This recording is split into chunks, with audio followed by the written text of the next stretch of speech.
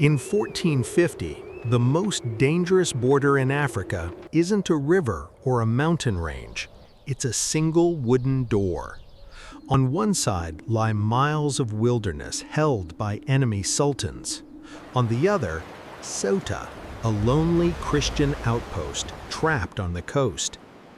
Standing right between them is a man named Martim. He doesn't command an army, he just holds a key. But before he opens that gate each morning, he knows one simple truth. One wrong move, and the city falls before nightfall. Martim wakes before dawn in a room above the gatehouse. He has slept in his clothes because the night watch doesn't fully stand down until first light.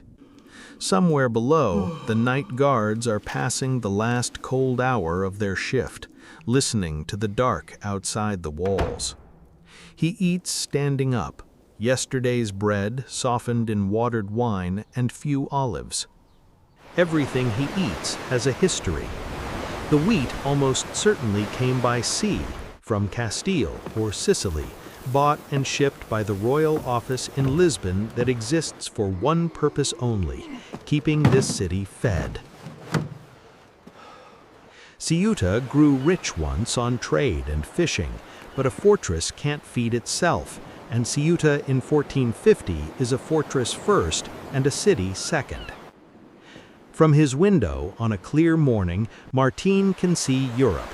The coast of Spain lies across the strait, close enough that the hills show their folds and shadows. Some of the older men still call that shore home. Martim was a boy when his father carried him across on a supply ship. He barely remembers the other side. The gate doesn't open with the sunrise. It opens when the field is secure. The Portuguese have a system for this, worked out in the hard years after the conquest, when the city's former residents tried again and again to take it back.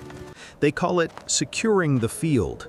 Before anyone is let out, lookouts climb the highest towers, and scouts slip through a narrow postern gate beyond the walls to sweep the broken ground around the city. Only when the signals come back, no movement, no ambush, no armed men gathering in the folds of the hills, does the captain's order come down to the gate. Martim knows why the ground outside looks the way it does. In the first years, the garrison pulled down the houses and towers that pressed against the walls, tore out orchards and groves, filled in ditches. They made a ring of emptiness around the city, a space with no cover for anyone creeping toward the walls. It worked. It also means that every tree worth cutting and every field worth planting is a calculated risk. When the all-clear finally comes, Martim lifts the bar, the doors groan open, and the day begins. The first ones out aren't soldiers. They are the people whose work keeps the fortress alive. The firewood gatherers bound for the scrub on the hillside. The herders pushing the city's goats and a few cattle toward the thin grazing. The water carriers heading for the wells outside the walls.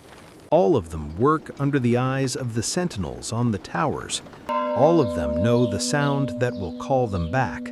The bells and the flags snapping up on the walls. The signal that armed men have been sighted and everyone has minutes to get inside. Martim logs them out by face. He knows every one of them. That is his real tool, not the spear leaning by the door, not even the key on his belt, but memory.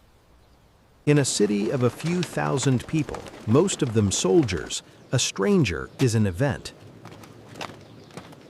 The soldiers come through in their own rhythm. A patrol rides out to relieve the scouts. Off-duty men head for the fishing boats. The tuna run in these waters is old and famous, older than the Portuguese, older than the Marinids. Fish, bread, oil, wine, chickpeas, this is what the garrison eats. When the pay comes and when it doesn't. Pay arrives late more often than on time, and the men make up the difference the way frontier soldiers have always made it up. A share in a raid, a prize taken at sea.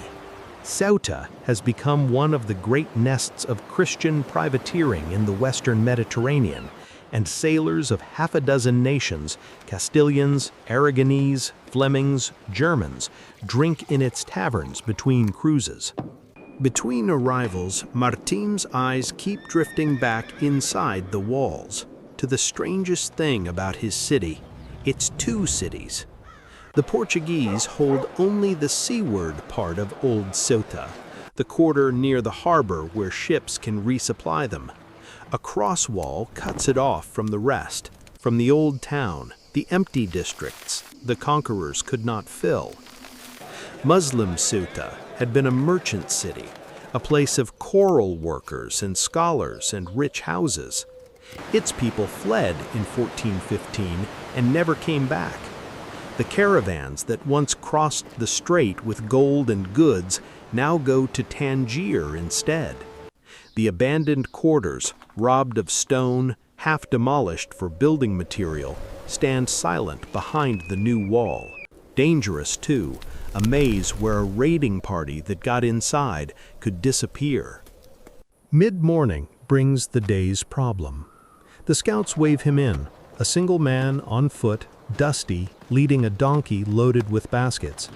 Local, by his dress, one of the Berber-speaking villagers from the hills, the kind who sometimes come to sell eggs, cheese, honey, charcoal to the garrison that burned their grandparents' orchards. War or no war, people eat, and the villagers remember where the market used to be. Martim stops him, as he stops everyone. The routine is the same every time. Name, village, what are you carrying, who sent you? He says he has traded at this gate before.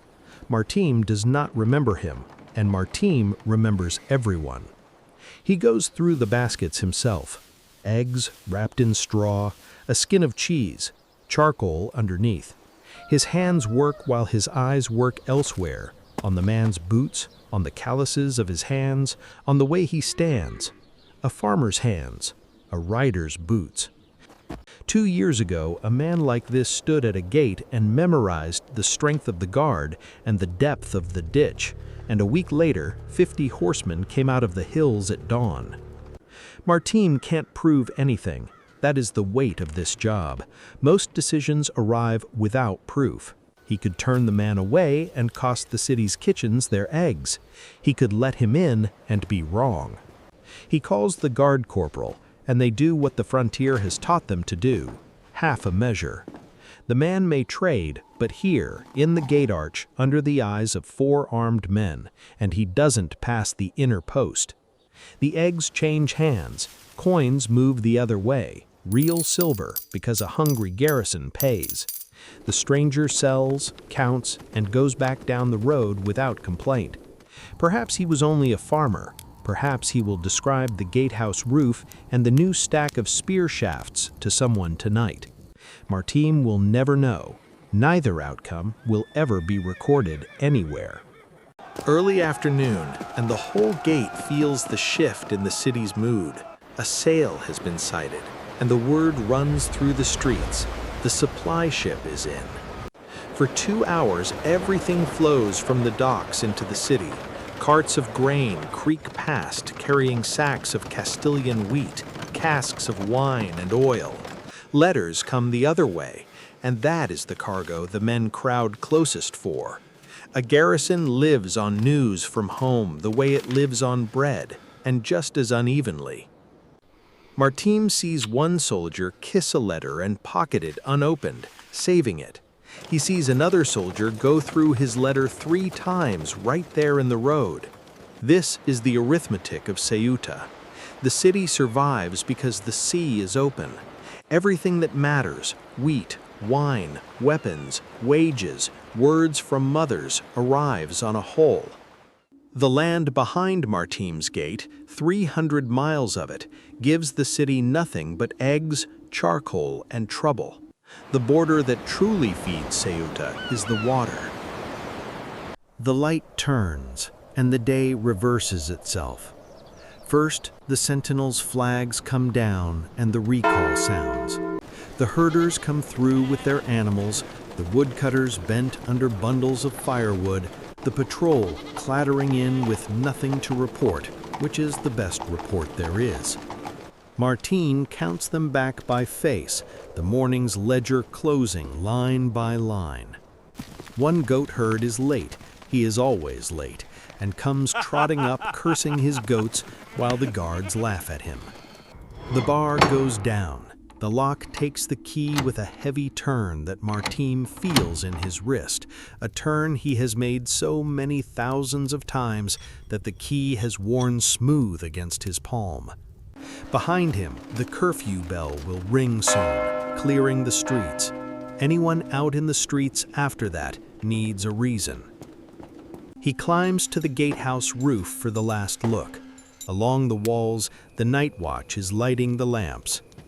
Somewhere, out in the dark, are the hills, and in the hills are people who remember when this city was theirs. Tomorrow morning, before the firewood gatherers and the goat herds and the whole small machinery of survival can begin, someone will have to decide whether it's safe to open that door again. It will be him.